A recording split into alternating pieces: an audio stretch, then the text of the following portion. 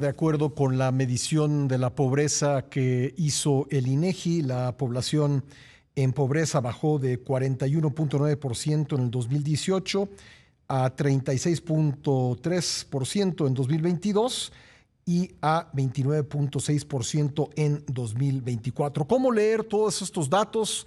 Vamos a platicarlo con un experto, Gonzalo Hernández Licona, director de la Red de Pobreza Multidimensional y exdirector del Consejo Nacional de Evaluación de la Política de Desarrollo Social, el Coneval. Gonzalo, gusto saludarte de nuevo. ¿Cómo estás?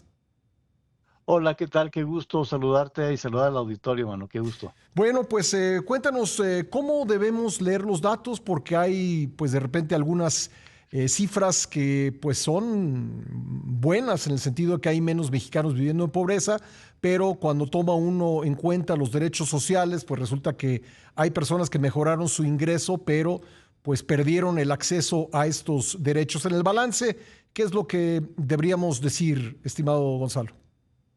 A ver, a grandes rasgos, yo creo que un tema general que ya lo veníamos viendo con otras fuentes de datos durante los últimos 2 años, como por ejemplo las encuestas de empleo que se hacen cada 3 meses, es que efectivamente el ingreso promedio de las personas en México había venido subiendo. El ingreso laboral, como tú sabes, es la fuente más importante de ingresos de la población en su conjunto.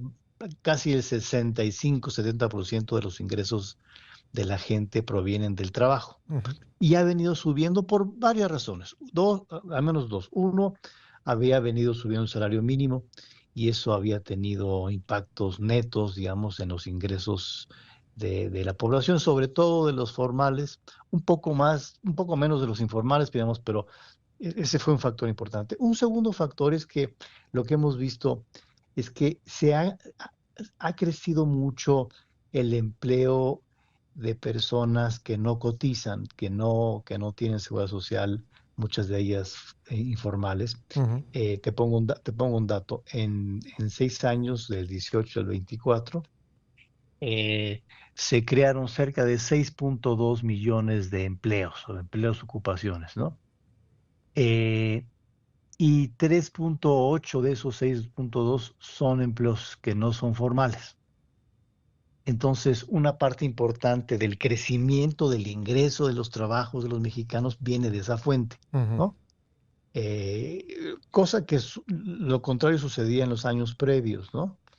Entonces, el empleo informal como que ha tomado rumbo y ha sido un elemento que incrementa los ingresos. Entonces, cuando los ingresos incrementan, Ujú. la pobreza tiende a bajar, A además, ver, ¿no? nada más para apuntalar ese dato, sabemos que hay una cantidad importante de estudiantes que han dejado la escuela. Si esos estudiantes se pusieron a trabajar en la economía informal, ¿eso explicaría parte del aumento en el ingreso? Sí, o sea, todo lo que se ha generado que no tiene una seguridad social, desde francamente el asalariado informal, al cuate que puso su puesto, Ujú. a los puestos que a lo mejor vemos hoy más que nunca en el centro de la Ciudad de México, en fin, ese ha sido una parte importante del motor de la economía nacional, de los ingresos de los mexicanos y las mexicanas, ¿no? Ujú. Uno puede juzgarlo como quiera, decir, bueno, pues como no hay de otra, como los empleos formales no han crecido lo suficiente, y menos en un ambiente de un crecimiento económico per cápita casi de cero, Ujú. ¿no? En 6 años el PIB per cápita ha crecido casi cero, ¿no? Ujú. Y por lo tanto, eso implica poca generación de empleos formales y eso implica que la gente acuda a una forma diferente de empleo, ¿no? Uno quisiera que hubiera más empleos formales, pero no ha sido así. Aún así, eso ha generado más ingresos para quien está en esas actividades, y cuando hay más ingreso, baja la pobreza, sobre todo la pobreza que tiene que ver con Ujú. el ingreso, ¿no? Obviamente, eso también implica que no avanza lo suficiente la población que tiene acceso a seguridad social, ¿no? Sí. Buena parte de las broncas de la gente que no tiene estas cotizaciones es que no tiene seguridad social, y tampoco ha crecido el acceso a la salud, Sí. ¿no?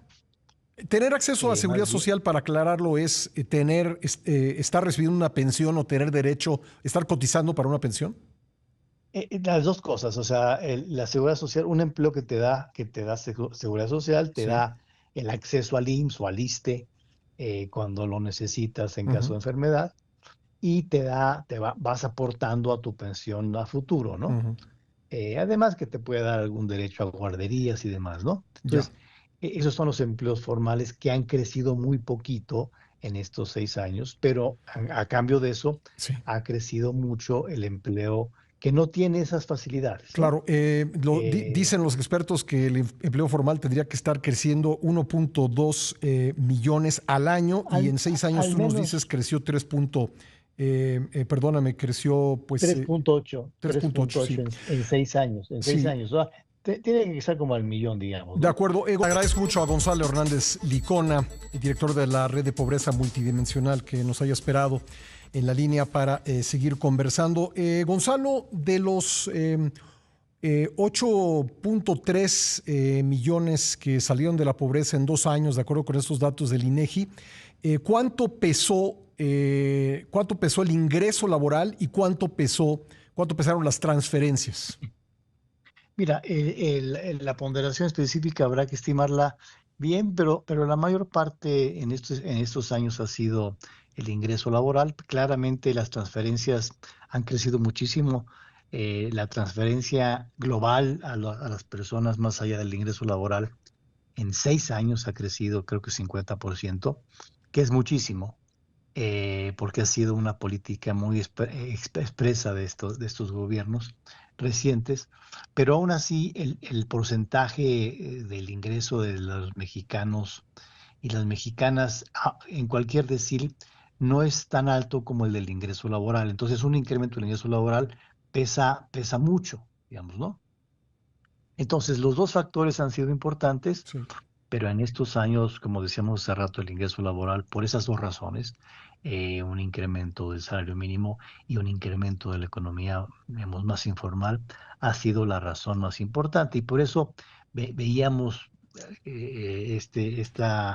esta disminución en la pobreza laboral desde hace un par de años, lo cual nos lleva a confirmar ahora con la encuesta de ingreso-gasto que suceda, ¿no?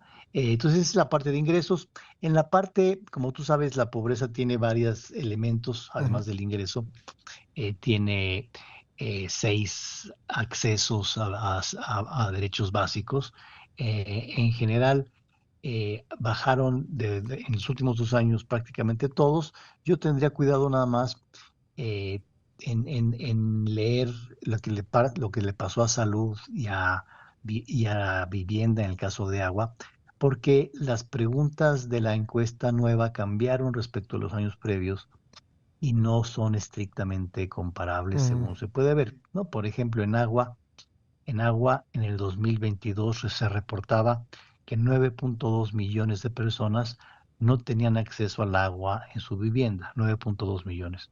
Y en 2024 esto cayó a la mitad, 4.5, siendo que los años previos estaba alrededor de los 9 millones. Entonces es como poco creíble que en 2 años se haya bajado a la mitad la carencia de agua, ¿no? ujú, En la vivienda. ujú. Entonces yo pondría nada más cuidado en esa parte. En ¿Y eso salud es por la también forma en que cambió se la hizo la pregunta. pregunta?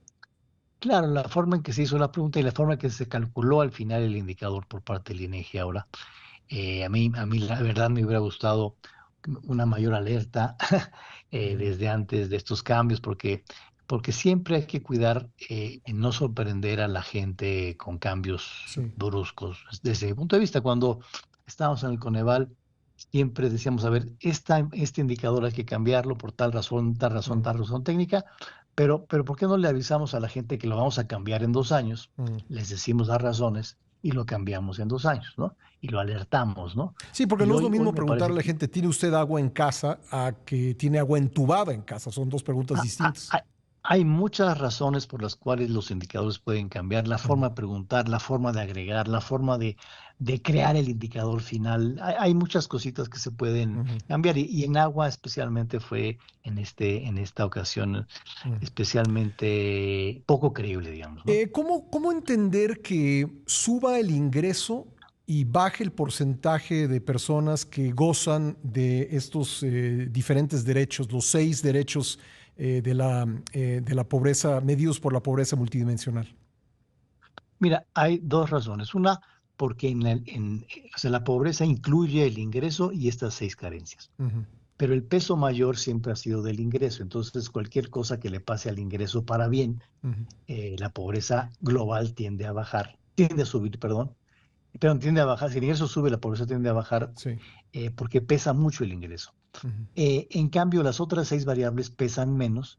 Y si por ejemplo, en 6 años, la carencia por acceso a la salud, aún con los cambios del cuestionario, aumentó la carencia. ujú, Lo cual eso tiende a empobrecer a la población, pero si tú le sumas el ingreso que pesa más, ujú, en global la gente tuvo menor pobreza.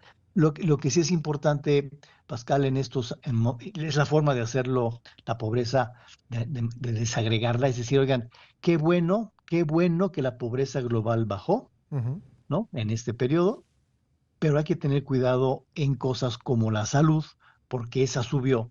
Y eso no podemos nada más echar las campanas al vuelo que la pobreza bajó y no hacerle caso a salud. De hecho, Ujú, lo que estamos viendo en temas de salud desde hace 6 años y se ve casi todos los días, más allá del tema de la cobertura y la afiliación ujú, de la población a la salud, los temas de medicinas, la falta de acceso, el hecho de que es muy difícil entrar, incluso cuando tienes IMSS, el tema burocrático es muy complejo, ujú, falta dinero.